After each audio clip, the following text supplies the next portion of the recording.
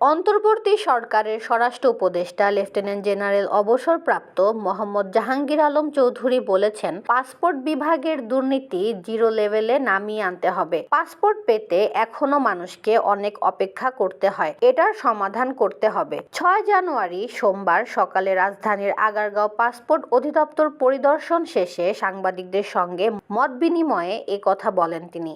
স্বরাষ্ট্র উপদেষ্টা বলেন, 31 জানুয়ারির পর কোনো বিদেশি বাংলাদেশে অবস্থান করতে পারবে না। যদি কোনো বিদেশি ভিসা ছাড়া বাংলাদেশে অবস্থান করে তাদের বিরুদ্ধে ব্যবস্থা নেওয়া হবে।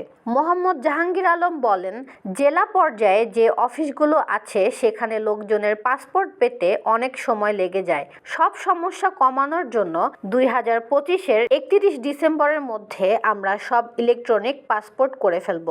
সে সময় তিনি আরও বলেন, পাসপোর্ট প্রদানের ক্ষেত্রে পুলিশ ভেরিফিকেশন তুলে দেওয়ার একটি চিন্তাভাবনা করা হচ্ছে। তবে পুলিশ ভেরিফিকেশন তুলে দিলে অনেকেই ভুয়া নাম ঠিকানায় পাসপোর্ট করার সুযোগ পাবে।